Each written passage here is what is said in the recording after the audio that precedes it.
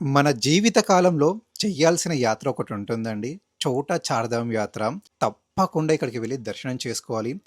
గంగోత్రి, యమునోత్రి, బద్రీనాథ్, కేదార్‌నాథ్ ఇవి చాలా విశేషమైన స్థలపురాలనున్న దేవాలయాలండి. సో, చార్ధామ్ యాత్ర అయితే ఓపెన్ అయ్యింది. అండ్ నవంబర్ వరకు ఈ యాత్ర ఉంటుంది. ఈ యాత్ర ఎప్పుడు ఓపెన్ అయిందంటే, ఏప్రిల్ 19న వచ్చేసి గంగోత్రి మరియు యమునోత్రి ఓపెన్ అయింది.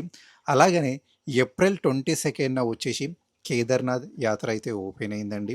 అలాగనే ఏప్రిల్ 23న వచ్చేసి బద్రీనాథ్ యాత్ర అయితే ఓపెన్ అయ్యింది.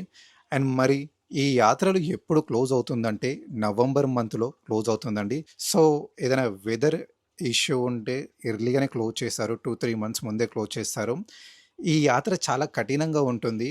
ఎవరికైతే 20-30 ఇయర్స్ లోపు ఉంటుందో కళ్ళు మూసుకొని రిస్క్ చేసినా, అప్పులు చేసినా వెళ్ళండి.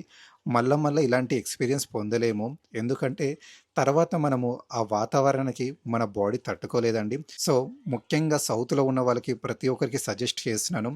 ఎవ్వరికైతే ట్రావెలర్స్ ఉంటారో, డివోటివ్స్ ఉంటారో తప్పకుండా ఈ రీల్ వాళ్ళకి షేర్ చేయండి. ఈ యాత్రకి విచ్చేయమని చెప్పేసి కోరండి.